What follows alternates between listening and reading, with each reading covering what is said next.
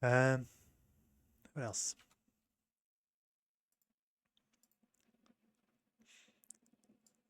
And something. Forgotten what it is. Yeah, I guess. Are there any questions? Hello, Outlaw. There's a hidden trait of butlers. Indeed, butlers are very, very good. Yes, if anybody has any questions, I think I've covered the basics.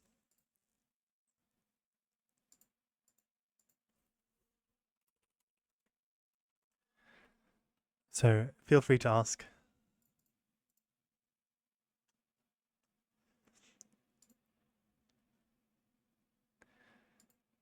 Common question I hear is retaking C.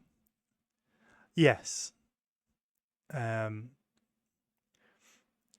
That's hugely dependent. Normally get involved before C dies. Will I do C in backline? I will definitely do C in backline. So I have seen people going into C from these positions. It's 99% of the time you want to stop C falling in the first place because it's much harder to take back if you don't have massive boats already. If they have 10 frigates and you have no frigates, it's really hard to push them back and actually get back into the sea. If your guy has 5 frigates and they have 10 frigates, it's much easier to support that. So try to help them before they die. I have seen, fairly common, if front is hard stalled out, I've seen this guy go into sea at like 10 minutes pretty often. Proactive or reactive, definitely. Things like twitches and consoles can make destroyers. So you can make up I've seen just this player had a build where he went eco. After one or two fusions, he would fly over to here with some consoles and start pumping destroyers into the sea to take over the sea. He's done it. I've also seen him do it this way as well, from into the cove. Geo going duck around 10 minutes, fairly common. Ducks, I don't like ducks generally. They don't trade very well against boats. They lose to destroyers and cruisers. How can you be toxic and also non-toxic and also high ice at the same time? By not being you, Cyphers. By just playing games that are fun and doing things you enjoy. The simplest way. Do I find front or back easy to play? I find front much easier to play. Happiness isn't to try it. That's true. That's true. I find front much easier to play because all I have to worry about is this. This is my whole everything.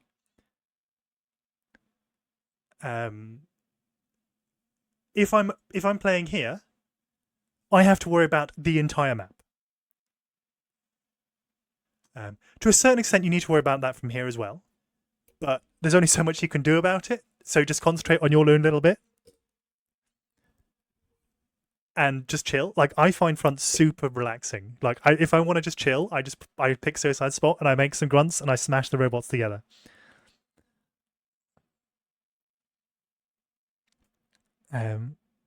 What do you think about moving Com to Geo from that spot? From here, yes. I've normally the front spot you want to keep your Com here generally. I mostly see the pond player go for the com walk. This is part of a C thing. C, so as part of the C opening, normally you go this mechs, make a radar. That's normally what the first con does, specifically for preventing the com walks and preventing the pincers, because those are both very common strategies. Every single game, you make that radar because it's has such a huge impact on other people's play.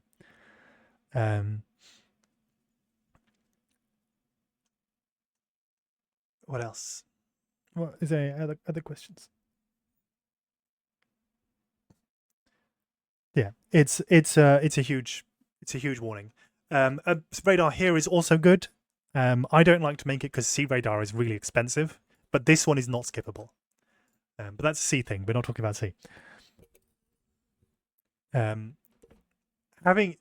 Seeing the pincers here as opposed to seeing the pincers here makes a huge difference. Or the commander. If you see that your sea is pushed up and killed any radar, you can 100% go for that Cornwalk. It's really good. Who is your favorite mentor? It's obviously me. I am the best mentor. I'm above S tier, but obviously after that it's Volshok. Everybody wants Zaddy as a mentor. YOLO can be unpredictable and therefore good. Yes. Is arm or core better for front? I prefer core for this position. Because grunts are really, really good. You need to take this. You basically taking control of this is much easier as core bots. This guy can go either, quite reasonably. I quite often see armed vehicles. Arm bots I like a bit less, because pawns lose to grunts. Centurions works. I like, if you know this guy is good, going Janus to support his grunts is really good. Grunt, as Ripsy says, grunts are very much easier. Core vehicles is fine. I like Pounder Wolverine a lot as a composition. I would normally say if you want to play core vehicles, you play it from here. Because it tends to be a little bit slower and slower to take control over the area. So if you can play it from here, you don't need to worry about taking control of the center. Your front players should have already done that. Should have already done that. And so you can open a couple of incisors because incisors trade very well against all T1 all T1 light units get beaten quite hard by incisors. It does great against scouts, blitzes, pawns, and grunts. When do I think front should pivot into a C or maybe even air play? Also, how would you secure the midsection before doing such a play? Lash is given same vision. So yes. Lashes and Whistlers are both good. I don't like the mono spam thing. When's the next Supreme tournament? When somebody organizes it. It's not going to be me.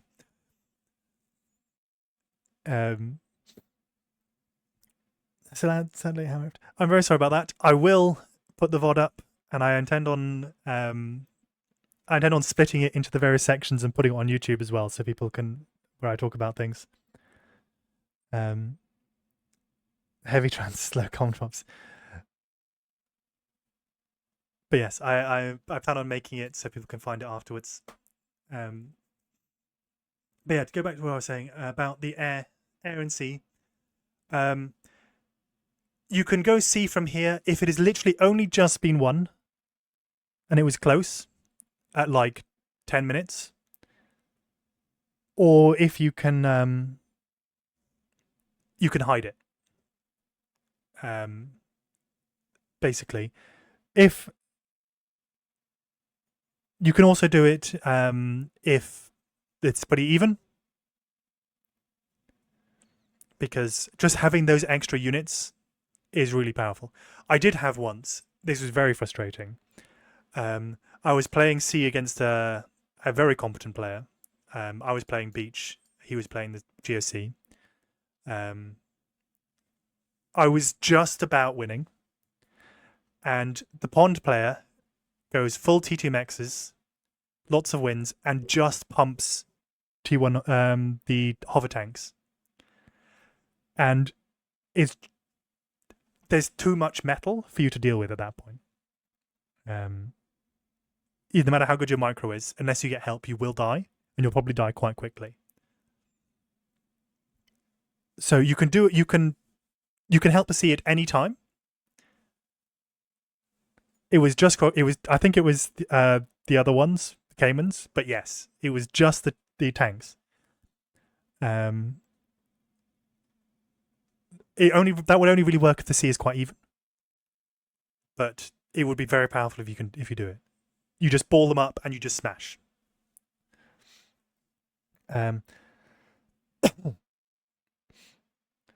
So defending yourself from the sea in this position.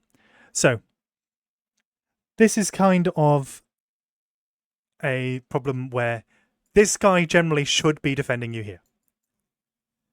This guy's job, as I see it, is to make sure a destroyer isn't killing you before like 8 minutes, 10 minutes. As long as that's not happening, this guy's done his job as far as I'm concerned. But if you are defending against it, one of the things I saw that's very effective, make some con-turrets back here, 3 or 4. Put a couple of depth charge launchers about this position so that the attack circle goes along about here. This means that they have to get right up to the shoreline to hit them. It's very effective. They have to come right up to the coastline to hit them. Where they'd have to come up to kill your mexes anyway. If they want to kill your mexes, they have to get in range of these torp launchers. They can't effectively kill the torp launchers because you have lots of safe repairs. And they're quite tanky. They have really good health for their cost. It is expensive, for sure. But if you're in a full 2v1 situation, you're going to die either way. If this guy is hard pushing you, this guy isn't helping you, this guy isn't helping you, and this guy is sending destroyers at you, you're probably going to die. And there's not really you can't expect to win that.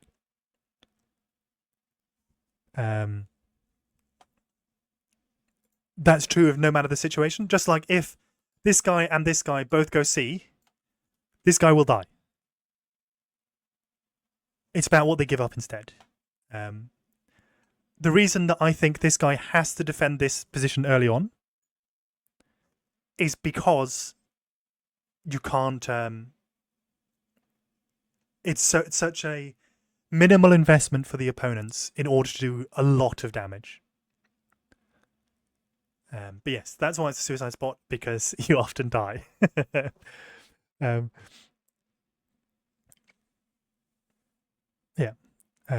Most of the time, a 2v1 is really... it costs a lot for the guys who are doing the 2v1. They have to invest a lot into it. This 2v1, specifically the destroyer hitting here, he's going to make a destroyer anyway. So he's just going to use it to do that. It doesn't cost him anything. It's a completely free 2v1. That's why this guy has to defend, basically. Or somebody has to. Because this guy can go C. This guy going C is actually very powerful because it messes with the usual timings that this guy expects. But that's a C problem. That's a separate thing. So somebody asked me about how to secure front in order to make going C or S safe. T2 pork is the simple answer. You want to prioritize upgrading these mexes. I would say upgrade those mexes before you upgrade these mexes, if it's at all safe. I have seen very commonly, well, semi-commonly, the guy flies his T2 con to the front, he gets it transported, upgrades this or this mex, and he puts down a persecutor or rattlesnake. That, for anybody's wondering, that's the T2 pop-up artillery. As opposed to the gauntlet, which is not very good, this is really good. The T2 pop-up artillery is really powerful. It's good against nearly all T2 units. If you can secure these two mexes and deny these two mexes, pardon me, then you are gaining like you basically have like a 70 or 80 metal per second advantage over the enemy. I'm assuming you're talking about the the advanced exploiter. They are very good, but they are very expensive. I think that as part of, if you're going fairly heavily on the pork, I actually think it's quite good. If you're defending up here, I think you probably want to get. You can make this one into an advanced exploiter, and that would be pretty good. If you're defending back here, make this into a Cerberus instead. I struggle when knowing when to go fusions after receiving a T2 con, or if to do it at all. Fusions are, if you have T2 mexes and 400 energy income, you can make a fusion. They build quite quickly, so if you have like 4 or 5 con turrets, you'll build one up pretty quickly. If things are safe, you can make a fusion. Your priority is to get your mexes first. If you have the option of upgrading a Geo, you do that first over a fusion. After that, a fusion is a good idea. I would generally say, if it's 15 minutes into the game, you should have a fusion somewhere. As pretty much any position except C, because C is weird. Geo upgrades consider a prudent Cerberus. It depends. If you are super confident in your ability to defend this, you can go the advanced Geo. But probably just go Prude or Cerberus. It does leave a big weak point, so only do it if you're really confident in your ability to snowball the advantage. So one of the things that I saw talked about, how do I know when to go or not to go for a T1 Geo?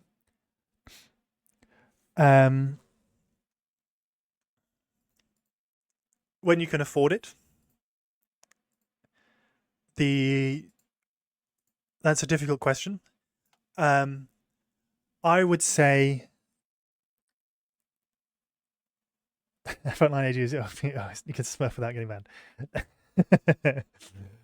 Only half true. Who used to do frontline AGO all the time when he was playing front. You just have to be super confident in your ability to use that advantage, which is hard. So I would always recommend Prude or Cerb. Well, 99% of the time recommend Prude or Cerb. If you have 400 energy income and it's e-storage, you can pretty easily make a Geo. I'm a smurf and change nothing at all.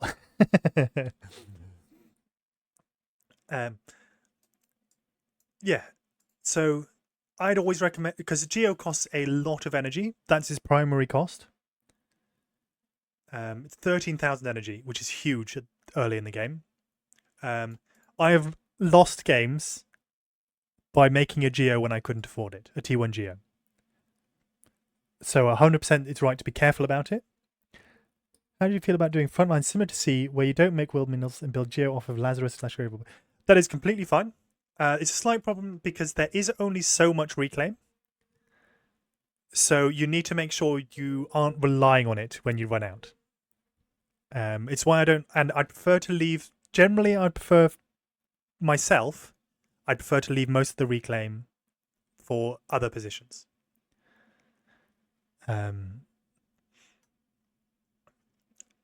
It's totally fine to do it. What if I bid to build Geo super early with very weak build power? So it just takes forever.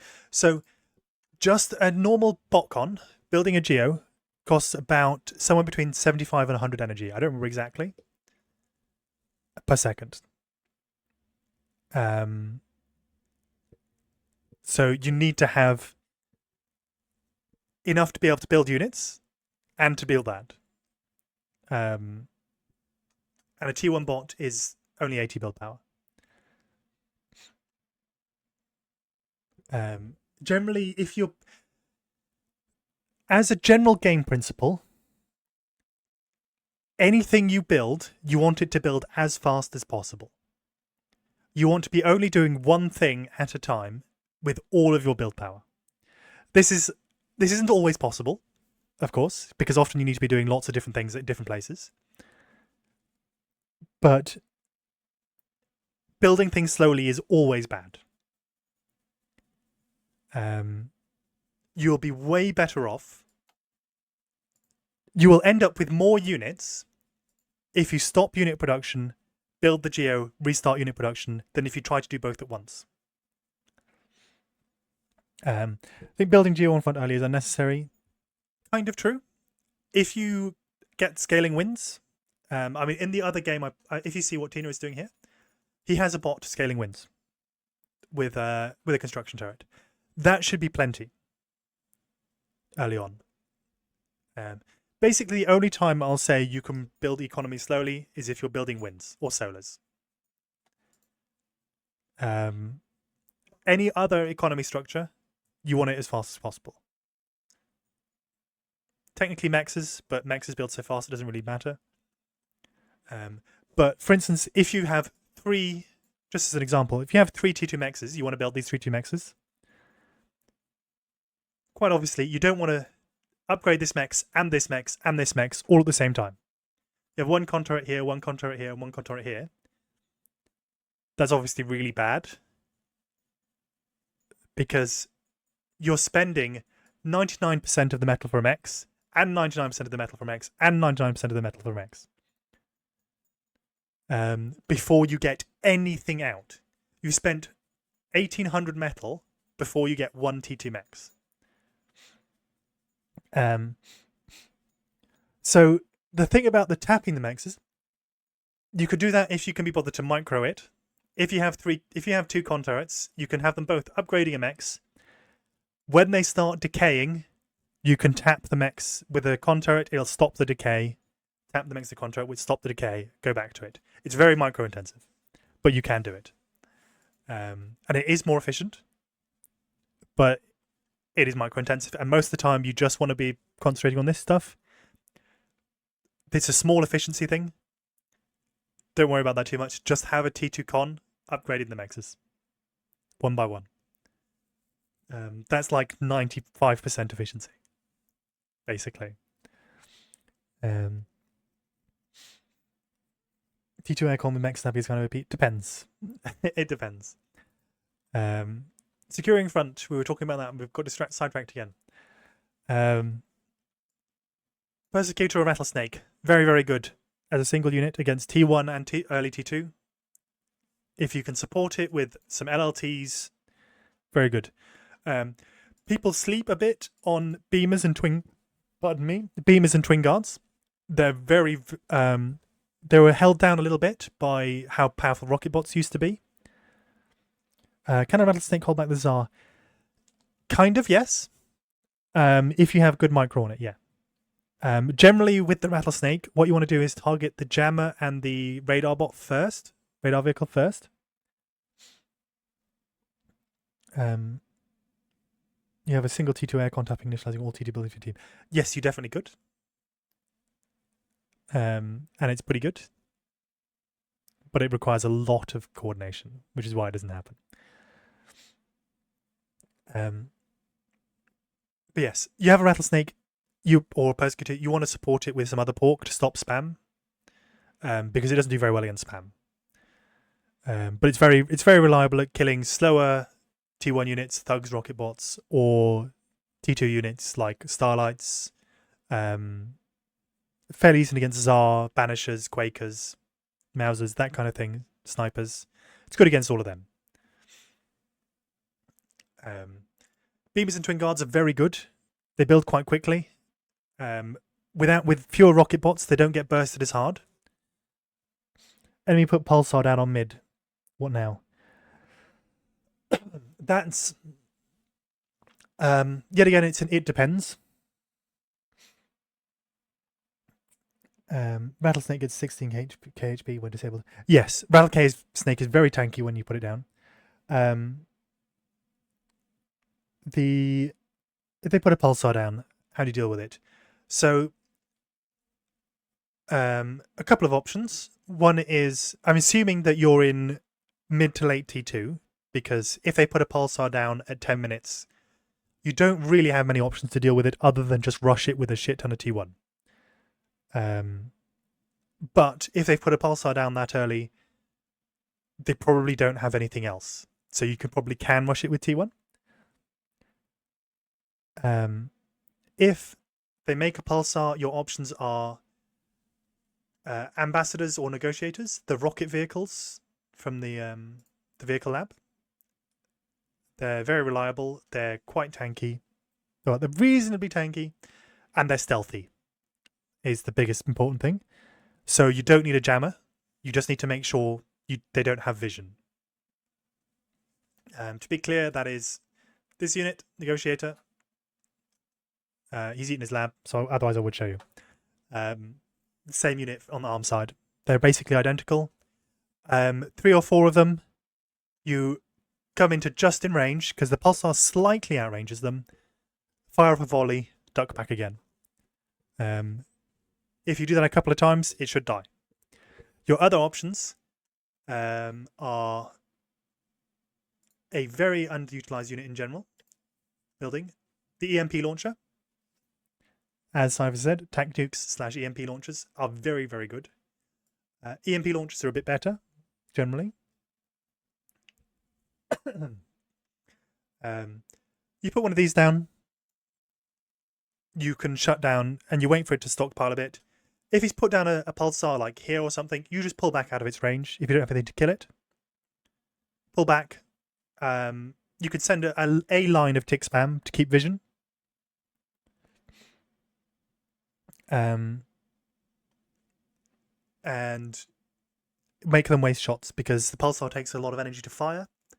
So if it fires at a tick, they've used 1,000 energy to kill a single tick. That's actually I think that actually works out as worth it. I don't remember exactly. But yeah. A lab of ticks, just keeping vision, completely valid in that situation. Just pull back out of the range until you have a counter. Pretty much the same thing with a persecutor. If you can't rush it down, pull back until you have a counter. Because it's immobile, so it's not going to chase you. Ideally, you don't let them get one, but it happens. In terms of EMP launchers and tank nukes, EMP launchers you want to use if you're going to rush it down. You stun everything in the area. You send things in to kill them. EMP launchers are used for when you want to. It's used as the initiation of a push, or if you want to keep a particular thing locked down. 3 EMP launchers about here can permanently lock down a lol cannon on top of this mountain. If you chain them, the EMP launchers one after the other, the lol cannon will never get to shoot.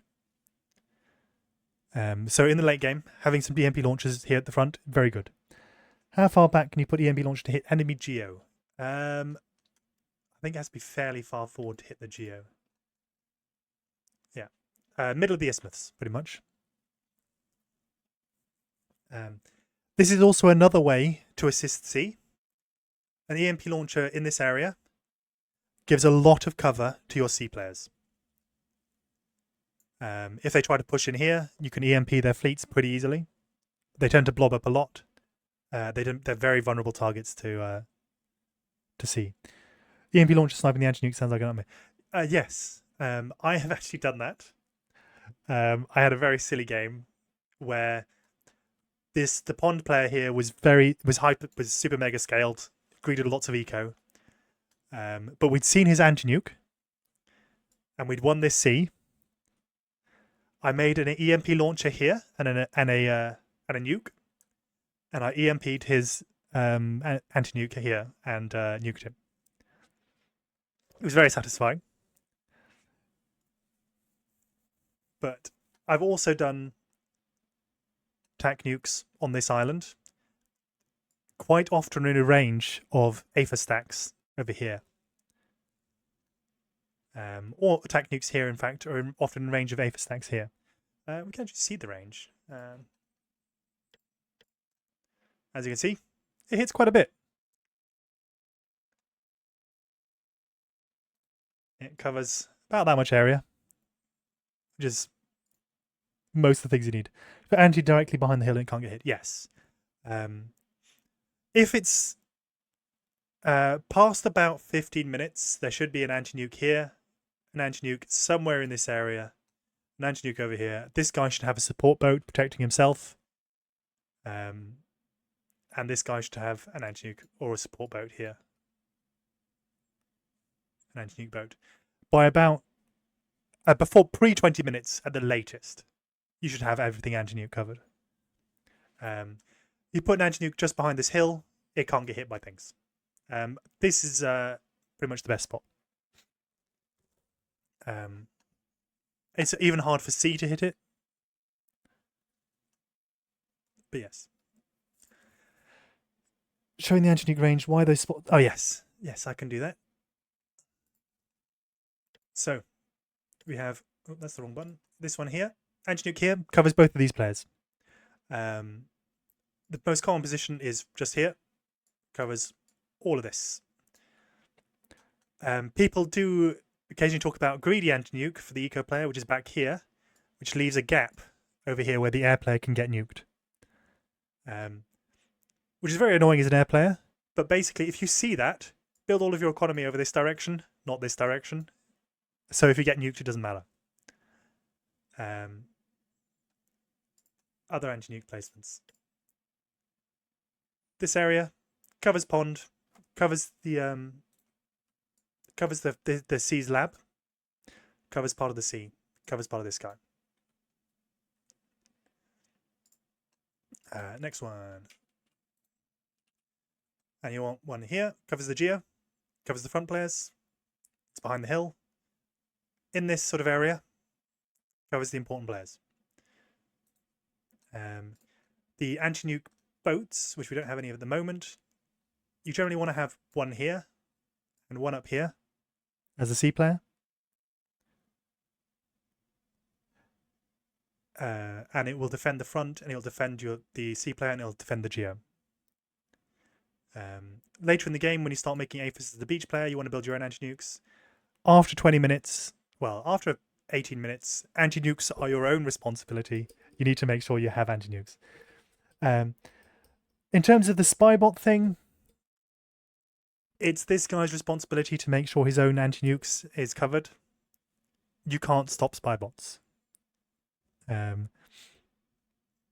I've seen people transport spybots to here. I've transport spybots to here, transport spybots to here. The front can't do anything about any of those.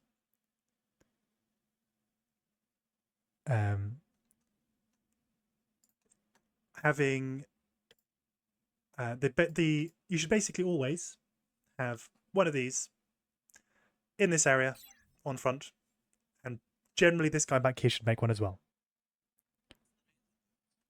On the intrusion detection, it's pretty similar to the anti-nuke, from what I remember. Yeah. The intrusion detection is very good. Very common, well, semi-common, people to make a bunch of ticks, as I Have No Idea says. Make a bunch of ticks, put them on like a patrol path, make like a Frogger game, something like that. Make it so much harder for the spybot to get to it.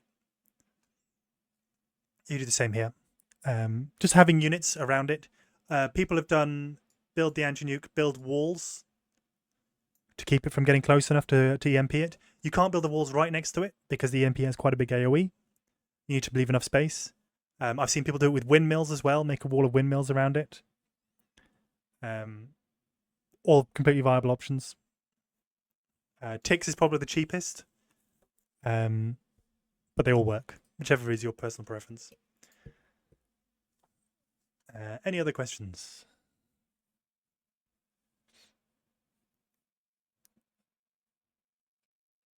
Preferably about fun stuff, because that's kind of what I was trying to talk about.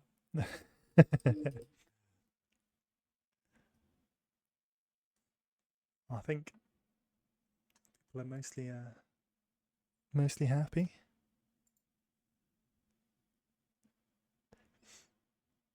The other thing I've just thought of. Once we reach endgame T3, Miko, front is pretty much cheerleading. That depends on exactly when you're talking about in the game. We're talking about early T3. Because at higher levels, T3 is generally out before 20 minutes. The exact timing varies, but somebody is going to have T3 units coming out by 20 minutes. In that case, you're providing support for the T3. You always want to be... Somebody needs to be providing spam, as people are saying. Tick spam is almost always useful. Welder Sniper is very helpful for supporting T3 in much the same way as I was talking about with supporting T2 units. You may not know if you're around. You need to have a meat shield. You need to have the long range damage. You need to have vision, and preferably spam. So whichever isn't being provided, you provide that. As front, if you've one front, ticks are also good for finding spy bots. Definitely, exactly. Every now and then, just sending like a big tick sweep. You just draw a line of ticks and just draw them across. Catch anything. You can do that. Nothing wrong with that. But actually, as a front player, if you've gotten, say, these two mexes upgraded by, I don't know, 12 minutes, which is entirely doable. You've got those mexes upgraded, you've got these mexes upgraded, you've probably got a bit of reclaim. You're probably the richest person on your team at that point. So you going into economy is entirely viable. You can come back here, you can make some fusions, you can make some APHIS. You can come back here and make some fusions, make some APHIS. You can scale just as hard as them. You need to make certain that you're not going to die, because that's rule 1, don't die. But you can do that. So one of the important things I see, this is a very common mistake about going back to the not dying thing. You don't want to move your commander out early from this position particularly. Your job is to be making units with it. I see quite commonly people queue up their grunts. They understand the make units early, but they move their commander forward to start building LLTs. This leaves you incredibly vulnerable.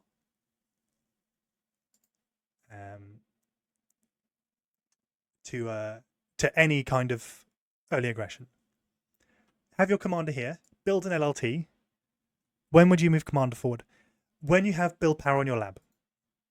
That's the primary answer. After nano, you can do it with conbots as well. Conbots are completely fine. You can have 2 conbots on your lab. In some ways it's better because they also provide a little bit of energy. But that's not their primary role. 2 conbots or nano on your lab should be sufficient. After that, you can move the commander forward. Conbots do make energy, yes. All constructors make a small amount of energy. You can see here, +7. This guy, +20. Butlers are very powerful because butlers make 12.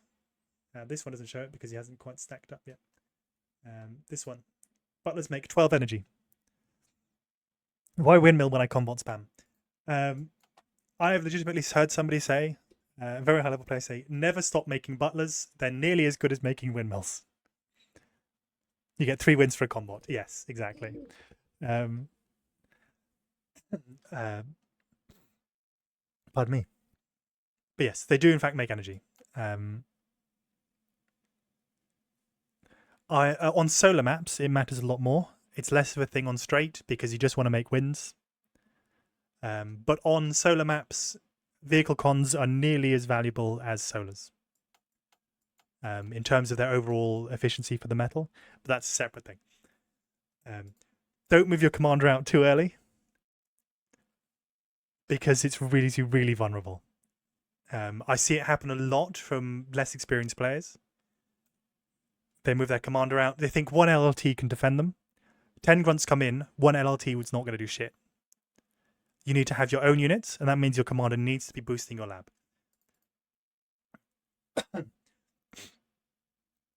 The other part, of course, is that if you move your commander forward and you make LLTs here, and this guy makes 5 rocket bots, he just kills all your LLTs. They don't do anything. Yes, a moving commander out before BP exists needs to know. Yes, indeed. Are you sure you want to do that? But yeah, I think that's all the things I can say about that. Do my notes say anything else? I will check wherever on earth I've put them.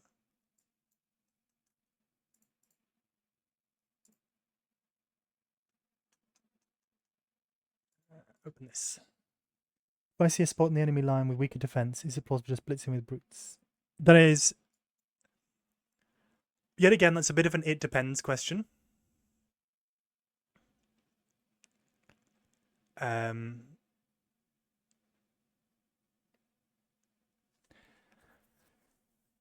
You need to not feed. If you run them all in and they die and they get to eat all the metal, that's bad. If you run in and they don't die and you get lots of damage, that's really good. So that becomes very much an experience question. I would recommend you try it every time you think you can do it, and then you learn what does and doesn't work. It's always better as far as for learning perspective. You always want to be trying to be aggressive, because you want to risk making mistakes, because making mistakes is how you learn. So 100%, if you think you can do it, try it and see if it works. Because it's going to be, I can't tell you specifically when. It's going to depend how much defense is, how many brutes, whether there's a commander around, all sorts of things. I will say, if you see a commander, you probably shouldn't do it, because D-gun kills brutes really effective, kills medium tanks very effectively. Otherwise, it becomes very much more an it depends question. But this is the importance of scouting, which is one of the most important things about the game. You always want to know what the opponent is doing, so you know how to react. Make mistakes the way to learn. You'll very quickly learn that it's bad. I don't think you'll need many attempts to learn that, but you do you. I have seen a guy who used to open 3 mechs into a C lab into a destroyer. Openings are covered in terms of unit composition. So unit composition is... I think unit composition tends to matter less. The exact units you make isn't super important as long as you're making units and you're making units well. I'd much rather a guy makes 30 grunts than 2 hounds. For instance. That's probably not a very good example, but making lots of more stuff beats less stuff in almost all cases. So get good at making lots of stuff, and then you can worry about exactly what the stuff should be. In terms of what stuff, thugs are good. Rocket bots have been nerfed a bit. They're not quite as good as they were. Pounder Wolverine is a strong combination. Grunts or rocket bots. Rocket bots are still good. They're just not the be-all, end-all units anymore. If you want to kill LLTs, they're really good. If you want to skirmish a bit, they're really good. As a counter to thugs and maces, they're pretty good. They just don't burst quite as hard as they used to. Thugs are really reliable and effective. The Grunt spam is becoming tiresome. I completely understand. Pounder openings and Centurion openings both work. In much the same way that you need to be able to counter a Tsar with your Geo play, you need to be able to counter the Grunts with whatever you do. You need to not die to it. I don't care what you do as long as you don't die. That's basically the number one rule. Don't die, stop leaks, kill your enemy. That's the order of priorities. You're almost always going to end up, if somebody tries really hard to get a leak, they can probably get a leak. As long as nobody dies to it, it's fine. Front is about surviving till others win for you. Not exactly.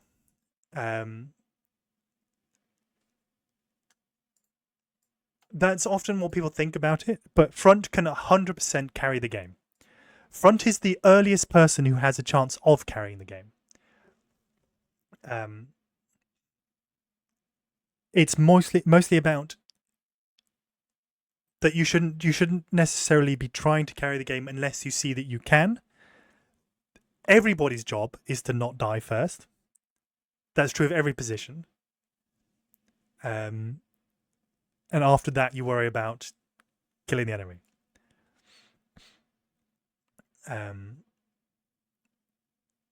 So there have been some very high-level players who exclusively only play front and win games because they're really good at it. Watched me do this for a long time with one of the highest-ranked straight players. Exclusively played this spot. And he'd just walk across the map and he'd kill his opponent. Because he was bad, because he was good. Front's primary job is to build an advantage. Everybody's job is kind of build an advantage over your opponent that allows you to win the game in the future. Front's job, push up here. Doesn't every high OS player basically only play front? Kind of. Every high OS player knows how to play front. But I mean, it depends if you're going to call Outlaw and Dark. That's more of a rotator thing, yes.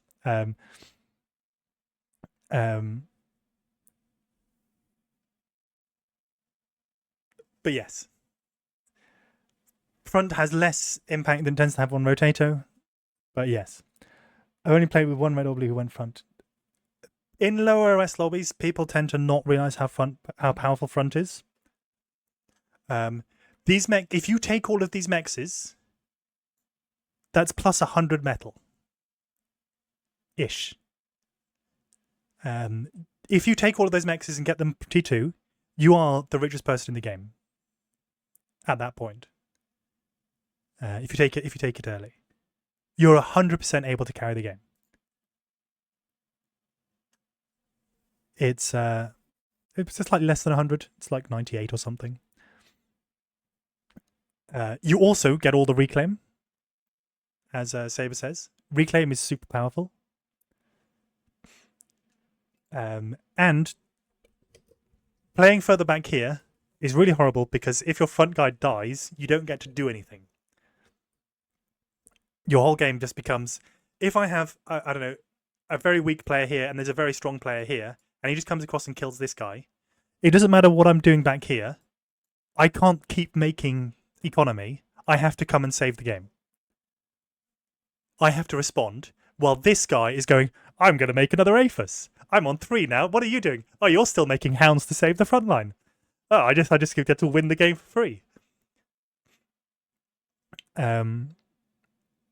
So it's not about other people winning for you. It's about how you are impacting the game overall. I have won games from Eco. Basically, effectively, all I did for the first 5 minutes was make sure everybody's energy bar was topped up. Every time somebody's energy went down, I made it back to full. And this has a huge impact because nobody energy stalls. They can just keep making units. They don't even realize what's happening. They're just still making units. I'm not waiting for other people to win the game for me.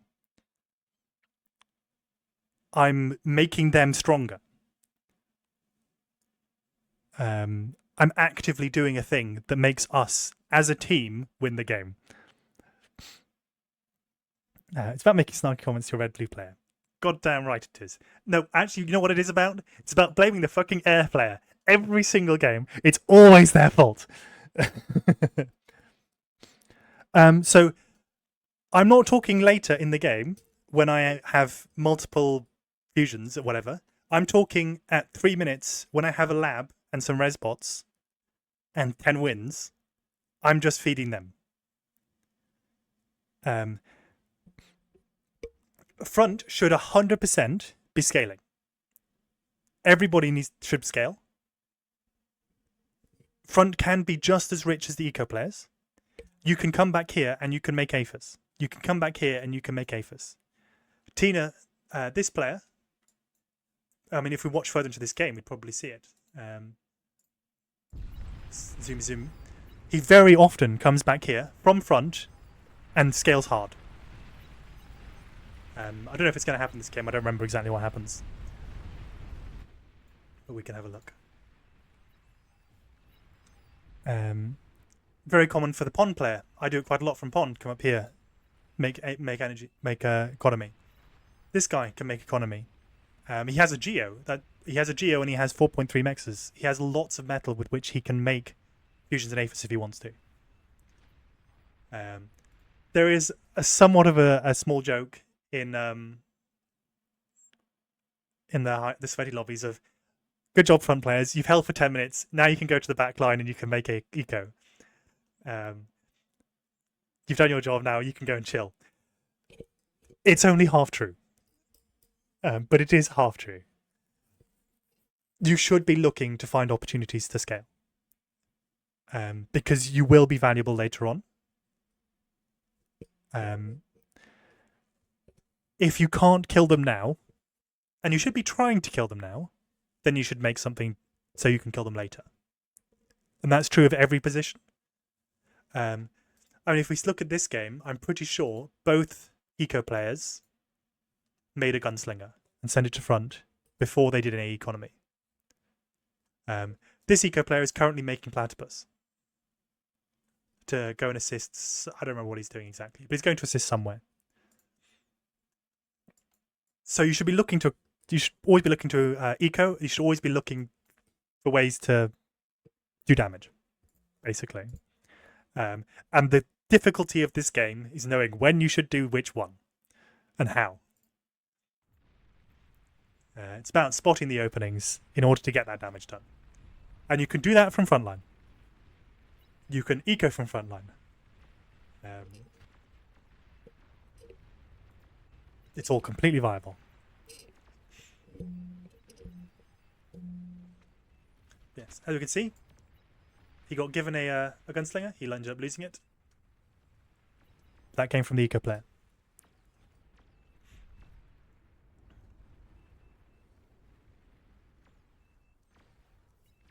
We need a test game. What do you mean by a test game?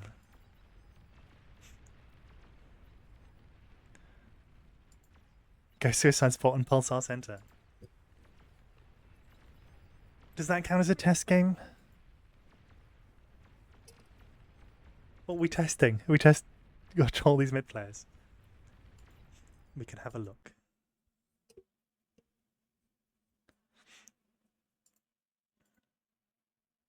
It might be worth doing a pond game. What is the Suicide Spot? I went away for a second. The front spot. The one that dies.